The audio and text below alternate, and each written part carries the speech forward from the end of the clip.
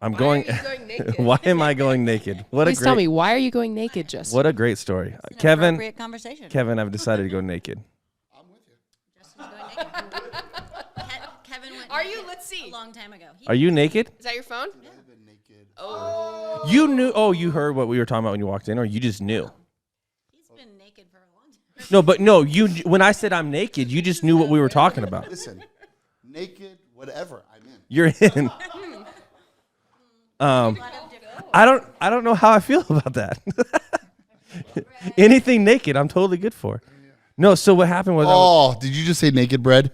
That is the best bread that there is. I was Have cleaning- you ever had naked bread? Naked juice, yep. naked juice is good. Never had that. Oh, I've seen it. It's like a smoothie almost. But I've been naked on my phone for a long time. So I was cleaning my case. But do you have insurance or not? No. Oh, wasn't that? Yeah. And I just liked the way it felt. Every time, the more you say it.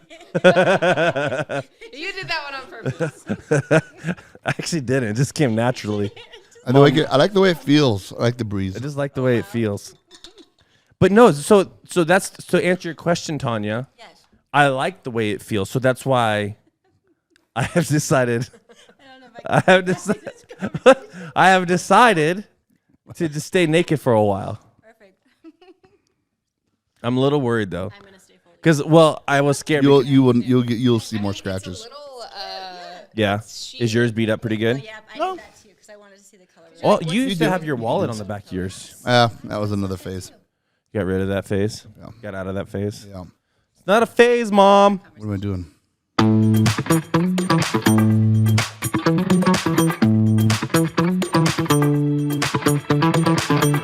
Hey everyone, welcome to the Life and Gear podcast, where truth leads to joy and adventure. I'm your host Justin, and I'm here with Mr. Kevin Geer. Hey, Justin. Good to see you here. Good to see you, buddy.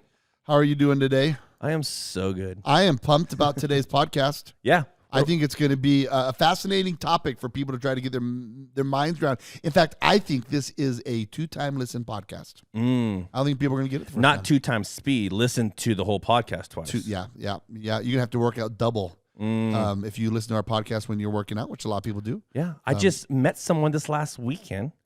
I think I was telling you about it. Maybe I didn't tell you guys. So she was like, "Hey, are you Justin from Canvas?" I was like, "Yeah." It always feels cool, you know? You're like, "Hey, hey." Yeah. And she's like, "I listen to the podcast." Cool. Yeah. Someone listens. No one in Utah does.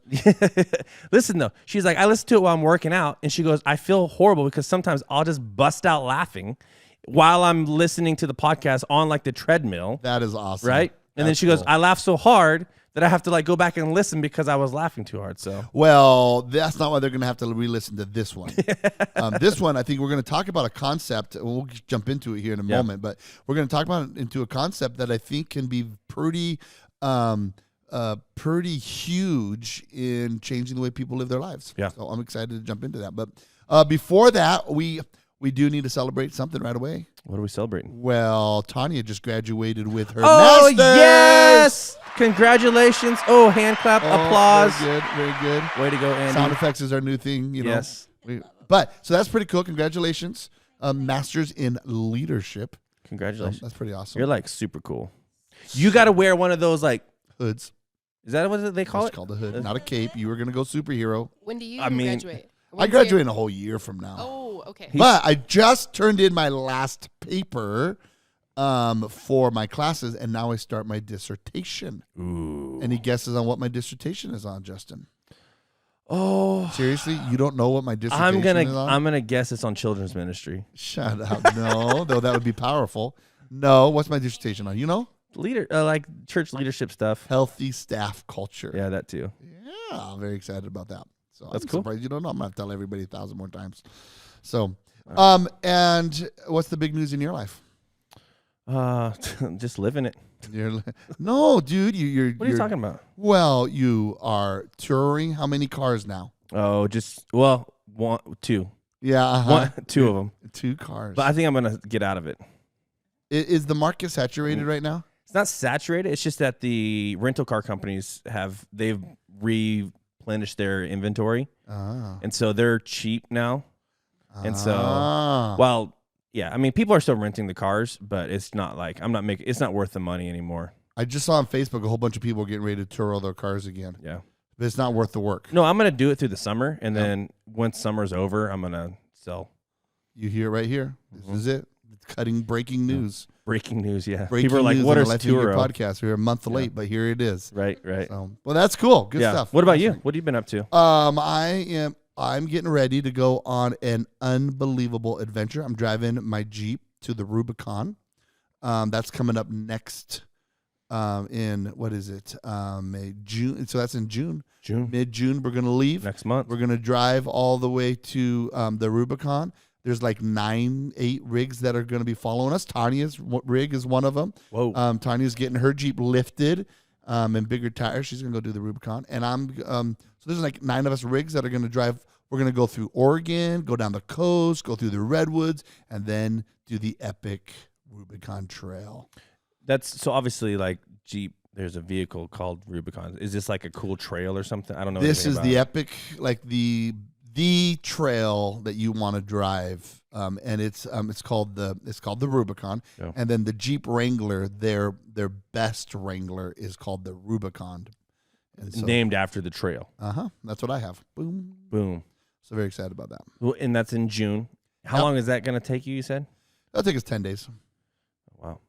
Excited about it. It's There gonna and be back awesome. again. Yeah. So Hobbit's Tale.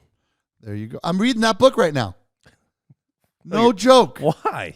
Because I'm Are you reading or listening? listening. Okay. That's, you know what? Just like these people are reading our podcast right now, no, they're listening to it. So, so listening is the cutting edge way of processing information at speed of 3.0. So The Hobbit or The Lord of the Rings? Both hand. Yep, I'm listening to it all.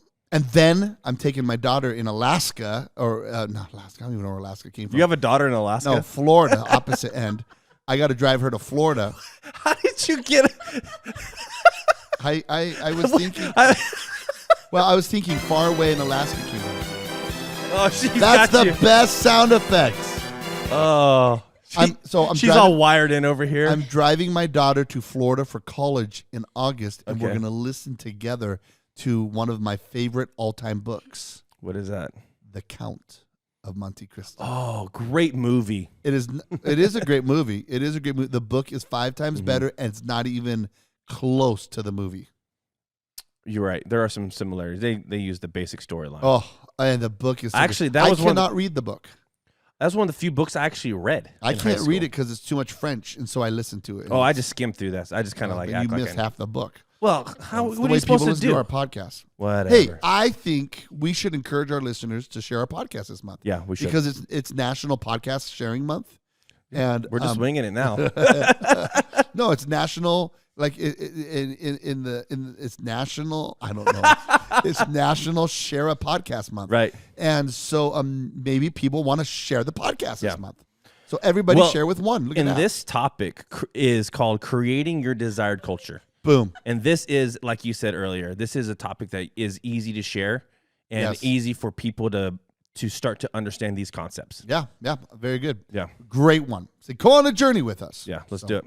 Okay, creating your desired culture. This is impactful. Huh? This is impactful on your life. Well, you know, this is something I do, I think, all the time. Yeah. Naturally. In fact, there's 3 different, at the church here, there's 3 jobs I can't give away. I'm the primary vision caster. Yep. I am the communicator at our Kalispell campus, a primary one. And then I'm the culture creator. And so I get to talk about today one of the things that's close to my heart, but I think is so critical to what's been happening at Canvas and what can happen in homes. Mm-hmm. And I think what happens is, you know, we should start talking about what culture is. Yeah. Culture is simply the customs or the art or the achievements of a particular group. And so your family, the Stewarts have a culture. Yes, we do. The Geers have a culture. Mm-hmm. Canvas, the way we work together, there's a culture among that. My off-roading group has a culture. Like little things that are often culture is not written down. It's unwritten. It's just sort of the way you do it, and everybody sort of knows it. Yeah. And that is the culture you have. So, like, I'll give you an example of a culture for our off-roading group. I always pick the lineup. No. So at some point, we're going to pray at the beginning before we go on our adventure. Yep. And then I'll go, okay, Zach, you're going to lead us. Mark, you're going to follow. I'll come in third. Tanya, follow me. Chris, take up the back. And the caboose is Tim. And I'll just put the order. And then everybody sort of goes in it. It's part of our culture that we just sort of know it's going to happen. Yeah. And that's who we are. We're like the other thing I'd say, like, in our culture is we don't, in our off-roading group, we don't turn little deals into big deals. Yeah. You want to turn a little deal into big deal, get out. This is not a drama. This is a drama-free zone. Right. Now, we don't get to do that in the gear culture. You don't just, sometimes you have to navigate. But, Get out. but I think culture is the way that we interact with one another, the way that we do life together. And I think it's important because here's the reason why. I don't think people are intentional about setting their culture. Yeah. They live more responding to their culture. And that's some of the reason why they might have stress and anxiety within their life. Yeah. Well, if you look back, the term culture really has become a buzz term in the last 10 to 12 years. Huge. But it's funny because culture's always been something that we should be focusing on, but it's only been really in our lifetime and even before that, the last 10 or 12 years where people are actually taking the idea of culture serious and becoming intentional about culture. Where you see it coming from is if you look at business often leads in certain ways. You had like back in the 40s and 50s and the 60s, it was all about vision. What's your vision? What's your vision? What's your vision? What's your vision? And then out of vision in the 80s became your core values. Yeah. What are your core values? And and that was significant. People worked on that. And then in the 90s, the 2000s, the big move was what is your team team structure, and we're doing team and collaboration. And now the big thing that all the books are being written about or dissertations is what is your culture? Yeah. And they all build on one. It's not that one is bad. Sure. It's just become, hey, what is... I also think culture has become significant is we have a melting pot of more and more cultures in our societies. Yeah. The internet and social media have made the world so much smaller. Yeah. That there's these meshing of cultures that people just don't know, who are we? You add the brokenness of homes within that. Yeah. And this is a little negative, but people don't, when you were growing up, before the great divorces were taking place all the time, 50% of marriages end in divorce. Yeah. And what people don't realize is how significantly that affects children. They lose who they are. Yeah. In fact, one of the areas that I've seen this, as we get why this is so important, watch an adult whose parents get divorced. It shatters their very essence of who they are because they begin to think that everything that they ever had could have been fake. Yeah. So what we valued, do we value it anymore? And so there's a lot of adults whose parents get divorced that have it's a really hard effect on those adults as they have to sort of rediscover who they are, what they value, what they believe. I'm a side note question for you. Yeah. So this off topic a little bit. Would you say that people whose parents get divorced, do you think it's harder for adults whose parent gets divorced rather than kids whose parents get divorced? That's a hard question. It's going to depend on the individual. Yeah. But I will tell you, I think adults are able to communicate more often how they feel. Yeah. It's hard to get children. Children, where adults can grow up secure and then it gets shaken. Yeah. There's something for them to fall back onto. Sure. A little bit more foundation. A little more foundation. Children don't have a foundation. That makes sense. So they spend life sort of spinning, looking. Okay. And this is why, what is that word? Family and friends combined. Family, framily or whatever. Framily, I think is the word. Sure. It's friends. That's my family. Right. Family. Yeah. That has become almost more important than family because family has become a disappointment or sadness or hurt or restraining, where friends are liberating and can count on them. Even though there's tension there, they'll rather go there. Yeah. Which is still surprising. Side note here, still the number one influences on a teenager are their parents. So Yeah. we're in the mix of Yeah, that right there. mush Yeah. right now. So culture is the unwritten rules of how you interact and live. Yeah. So why does that Oh, matter? It matters because if you understand culture and want to create the culture that you desire, you can live the life you want. And in fact, the word I'm going to use a lot in this podcast is intentionality. Create the life that you want. And if you don't, here's in Hebrews chapter 2, verse 1, it's a great verse in the Bible, talks about that we naturally drift toward dysfunction. Yeah. And boy, if you look at our society, you look at our world, we can naturally drift toward dysfunction. Yeah. If you just end up responding to life, you're responding to a drift that will take you toward dysfunction.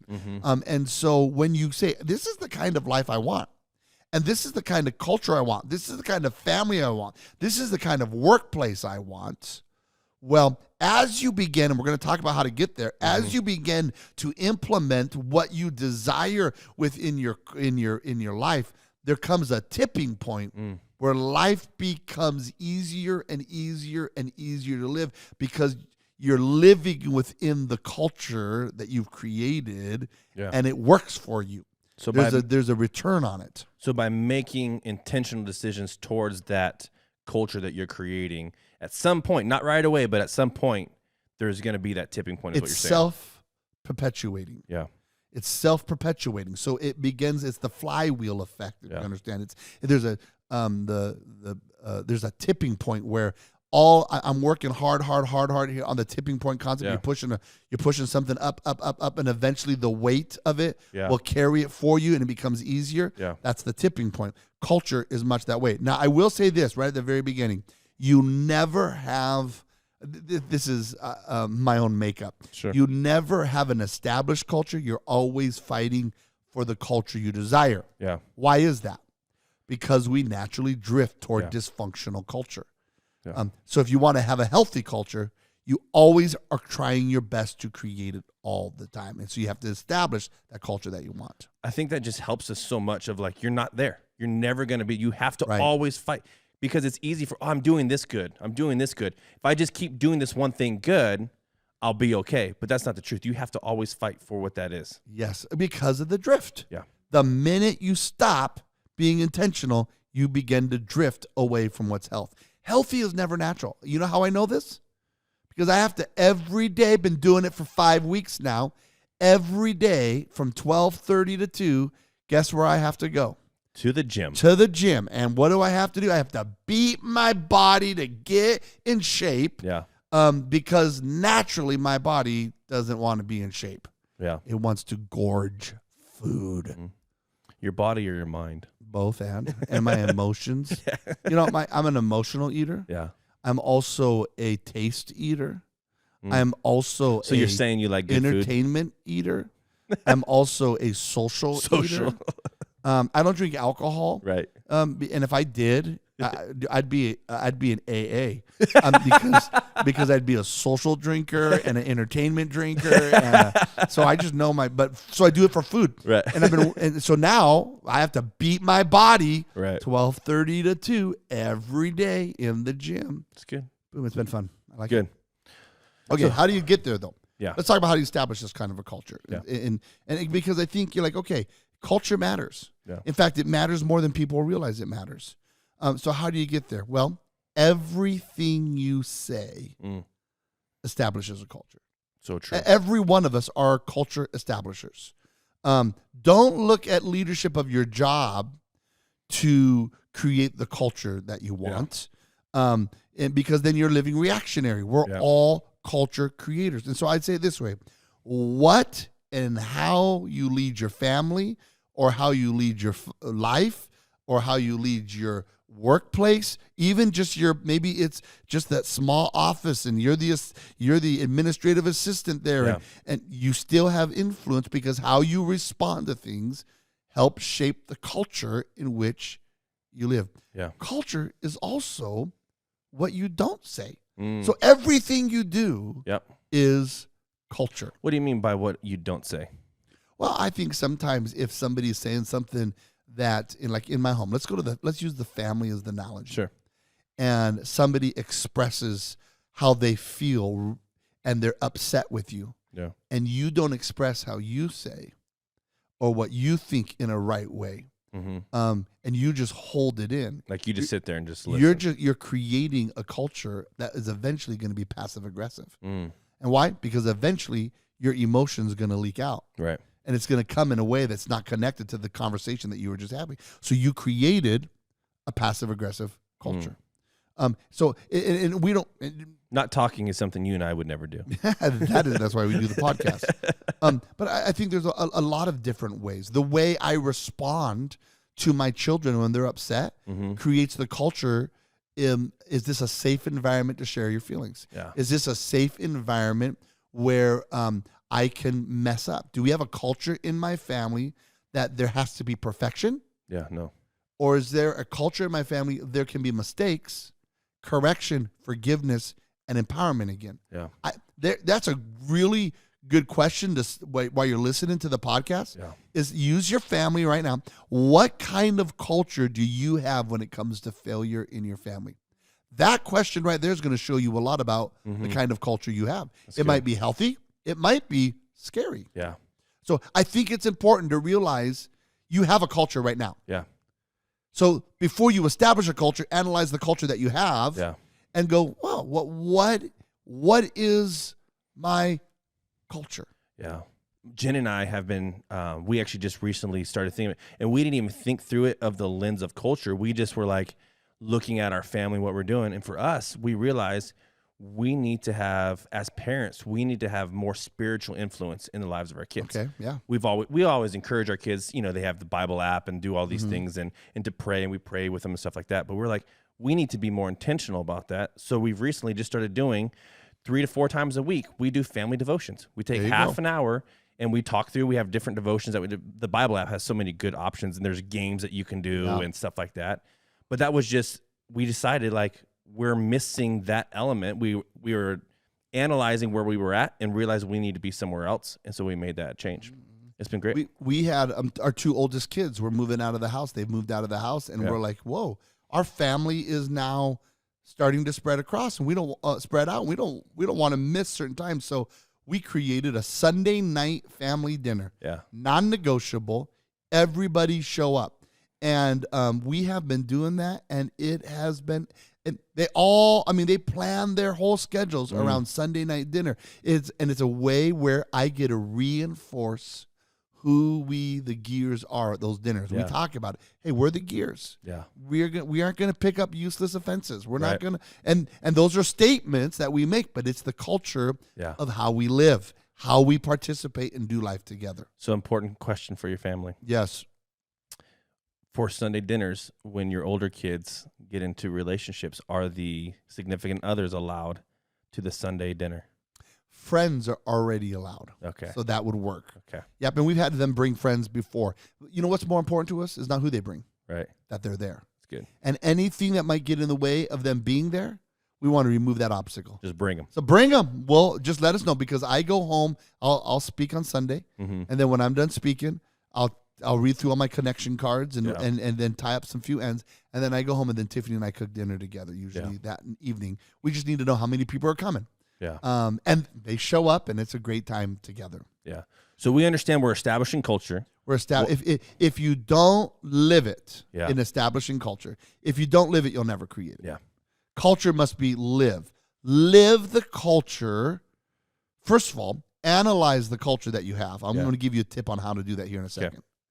Then, to establish culture, you got to live the culture you're trying to establish everywhere. Yeah. Live and you got to live it so intentionally that eventually it becomes almost unintentional. You don't know how to live any other way. Yeah. But you that's how you set it up. But before we get on some skills on how to establish culture, figure out where you're at right now.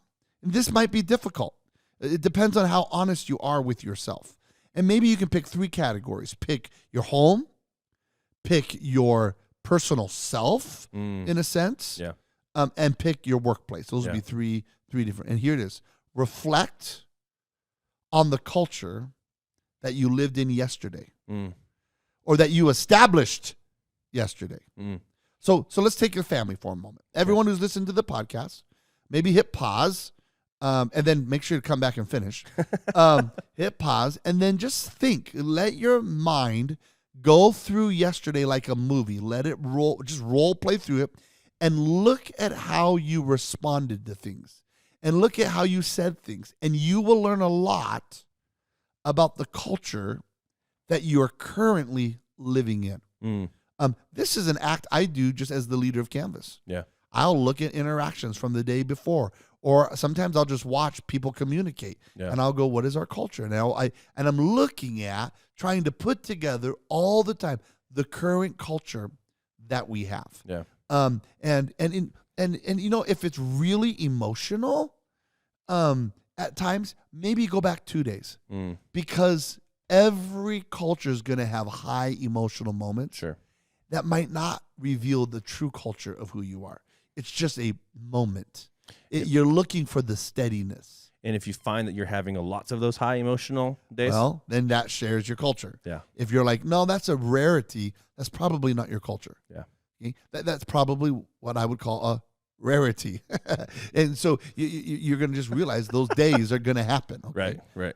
But you're looking for common themes throughout. Yeah. So look back on your day yesterday, and you just might be surprised at the culture that you're creating. Yeah. Okay. Then you say, okay, what do I want? What kind of culture do I want? Like, let's say you're looking at your marriage. One of the great things to do in 1 Corinthians chapter 13, it's called the Love chapter. In 1 Corinthians 13, that's funny that we say that, and both ladies roll their eyes over here. They're just jealous because they don't have cool radio voices like us. Love chapter. Tanya doesn't believe us. If you read 1 Corinthians 13, then that may be a good, and you look down there, it talks about what love is. Yeah. Okay? Establish that as the goal. And it's powerful. Love is kind. Do you kind? Love is patient. Huh? I just gave Love you. is patient. Yeah. Love keeps no record of wrong.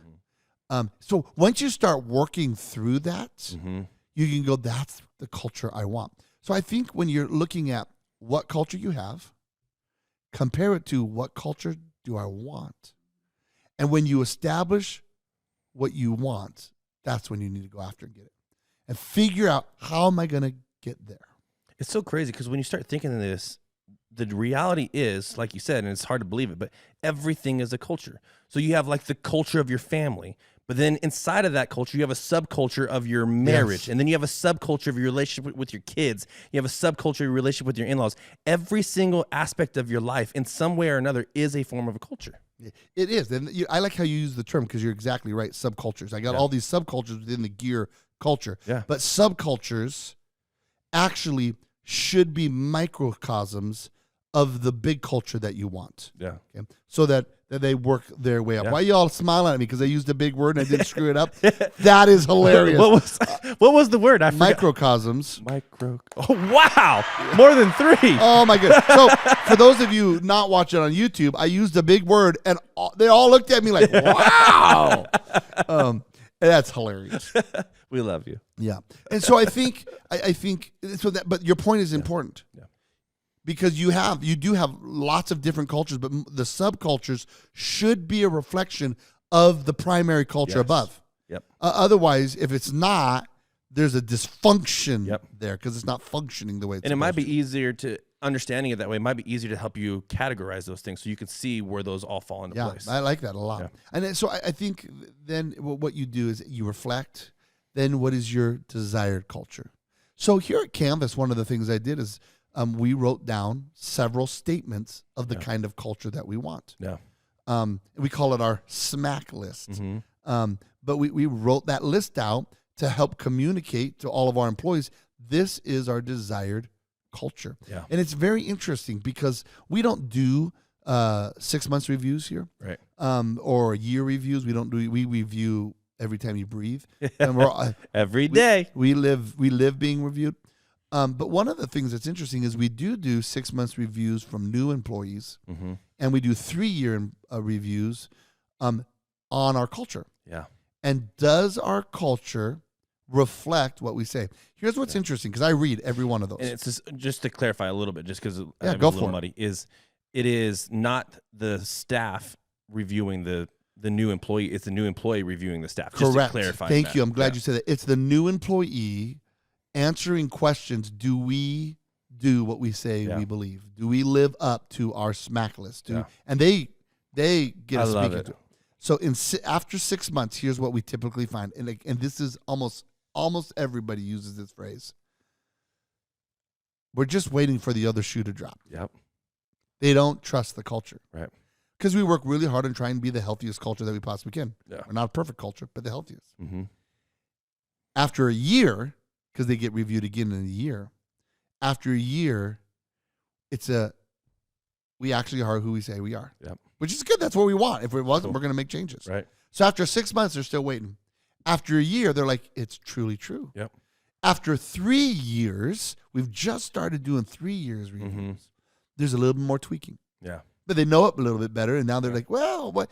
Sometimes we're good here, sometimes we fade here. And we're like, why does that happen? After 3 years, you have cultural drift. Yep. And you begin to shift. You begin to fall back in because I'm more comfortable with people. So I just act the way I want to act, right. And that might not be the culture. Yeah. So I think that's the thing to do then. So here it is. You look at what your current culture is. You maybe write down what your established or healthy cultures. You might need to do that with your family. Yeah. What a great family dinner. Sit down and go, who do we want the stewards to be? Right. How do we want to live life together? Create that. And then the point then that you come out of that is then you have to be intentional. Yeah. You have to lead it, and that's important. Culture should be led if you're trying to create it, not reacted to. Yep. I would say, people ask me about this all the time. Well, how much should I lead and react? Because I just have to react to this situation. Mm-hmm. You're never going to eliminate all reacting. Sure. Okay. I lead a meeting this way. This is like my culture for my meetings, and it works at our house too. Right. 80% of the time, I want to be leading people somewhere. 20% of the time, I want to be reacting to something. So like in my board, when we have a board here that leads Canvas Church, or is my accountability. My meetings are 80% forward looking, 20% reflective. Yeah. Because we want to be a culture that's moving forward, not responding. You want to create that within your own life. I'm going to spend 80% of my time leading the culture that I want. Yeah. Talking about what I want, communicating what I want, acting the way I want. And then I'm going to spend 20% of my time still reacting to the necessary items that come in life that I'm not expecting. Yeah. I don't know if that makes sense. Yeah. It does. So I'll give you a story. We need a story on this. Sure. Often when people come to church for the first time, maybe you're not a churchgoer, you're going to get a kick out of this. You come to church. People at church use a whole different language sometimes. It's Christianese. And we try not to, but we just do. Hello, brother. I'm like, I'm not your brother. Let's go fellowship together. Oh, fellowship? Who says that? Weird. So Lord of the Rings and the church. That's fellowship of the Ring. There you go. Well, I'm reading that book. Did I tell you that? Yes, I know. No, you're listening to it. Yeah. Oh, shut up. Well, and then we, church people love to use food to get people to stick around. Potlucks. That's why I'm doing exercise every day. Well, I walked into a store I'd never been in before. And my wife was shopping at somewhere, and I hate shopping. But I had 35 minutes to kill. And there was this. I had 35 minutes to kill. And what's wrong with that? Anyway, sorry. And so I walked into a gaming store. You ever been in a gaming store? Yeah. I'm not talking like a typical gaming store. I'm talking about they wear costumes kind of gaming store. Whoa. You know what I'm talking about? Andy knows. She's one of those. Okay. So I walk into this gaming store, and I'm looking at the games. I love playing games, board games. I like strategy, of course.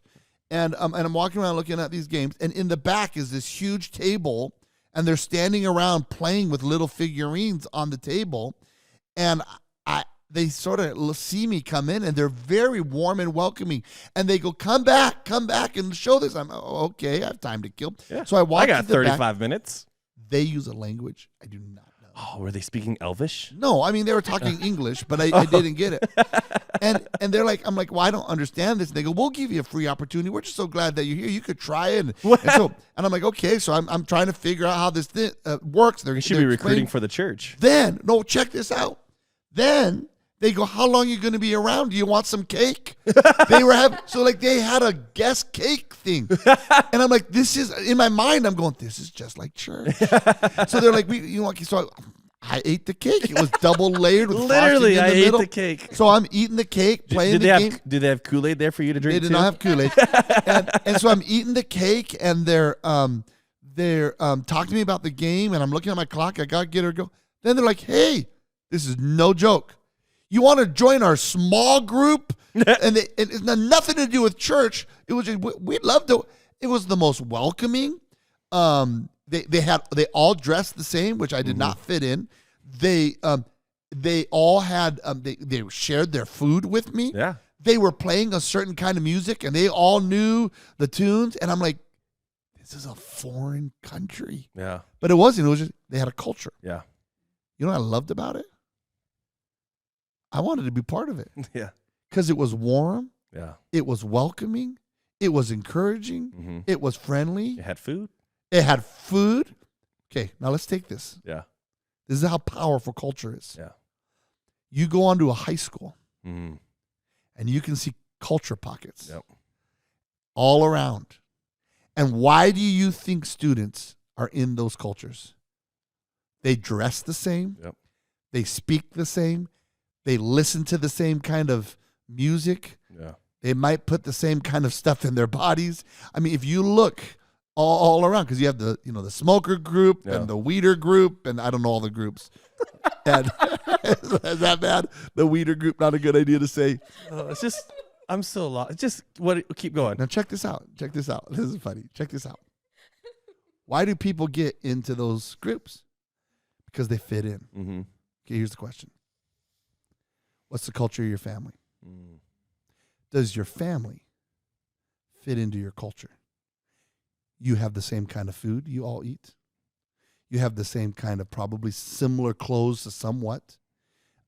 You have the same kind of language. Do you create a welcoming culture Yeah.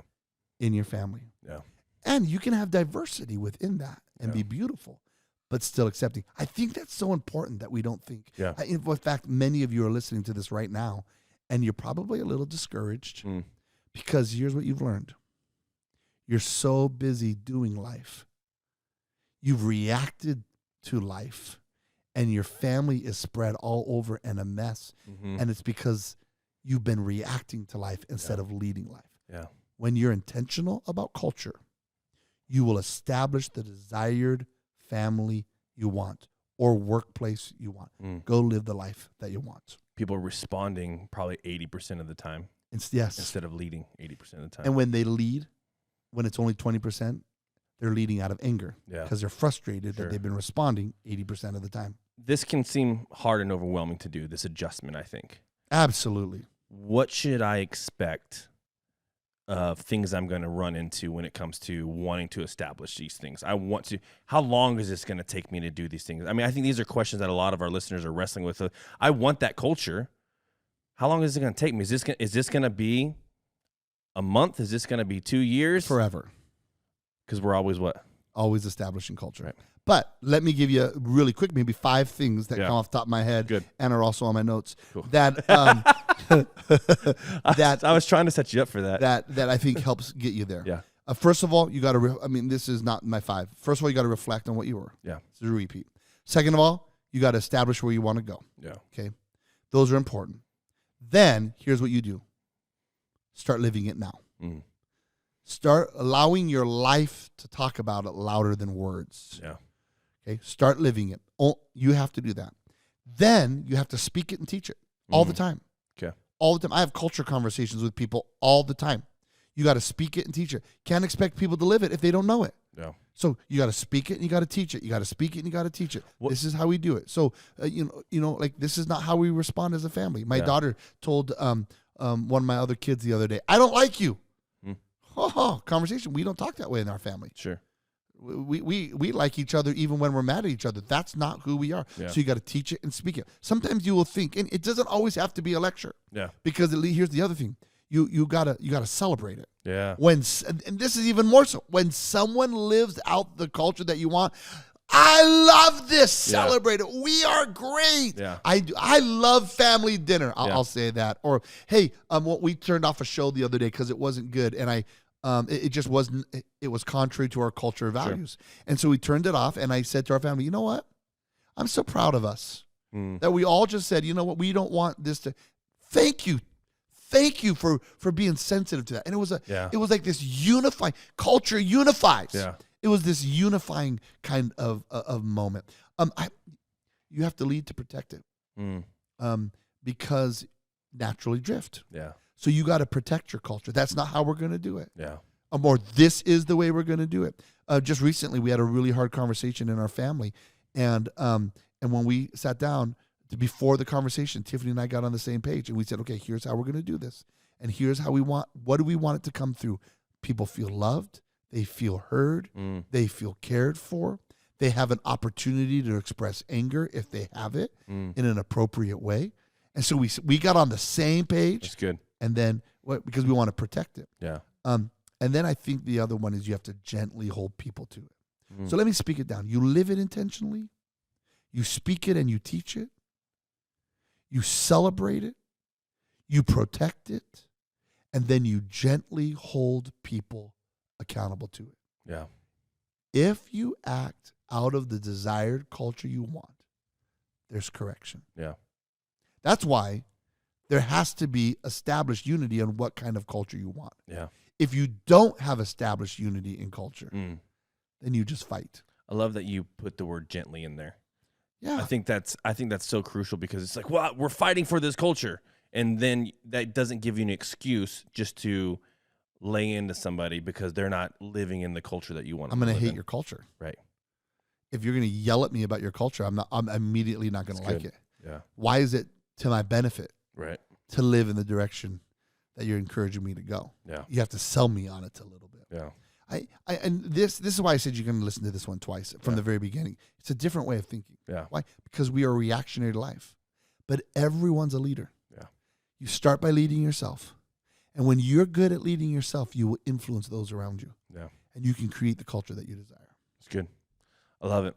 Good conversation, Kevin. It's interesting. I would be curious to hear what people's feedback on this was. Yeah, I'm sure we'll get some posts out and stuff, so it'd be great. People, leave comments, leave reviews. What are your thoughts? What are your feedback on this? If you listen to it more than 3 times, do a screenshot of your podcast and tag us in it, because that'd be cool. That'd be great. Ooh, we should give them something. If you listen to it more than 3 times. What are we going to give them? I don't know. I always give away Starbucks cards. Let's do Starbucks card. But you know what? No one in Utah reached out. Ooh. Remember I said if you're in Utah and you reach out, I'll say no one in Utah did. Let's go Washington. Washington now? If somebody in Washington State. And it can't be your family members. Shoot. That's fair. That's Sorry, fair. Mom. That's got to be fair, right? If you live in Washington State and you listen to the LifenGeer podcast, you be the first one to message us any way we can. I don't even care how you do it. We'll send you a $25 Starbucks card. That's good. And you've listened to it more than 3 times, and you post it on social media. Well, you have to listen to it 3 times? That's what I said. Oh, I thought that was Someone- I thought you were joking. No, dude, come on. This I is don't good even stuff listen right to my own podcast You 3 don't- times. Do you listen to your own podcast 3 times? At least twice, typically. There you go. Okay, sounds good. I'm in. Good. All right. Well, that's all we have for you guys. I'm your host, Justin. As for myself, Kevin, That is a terrible ending. you can just let me try it again. Hey, everyone. Hey, that sounds like how you're starting. Thanks for joining us today. I'm your host, Justin, for Kevin and myself and the team. You got me all messed up now.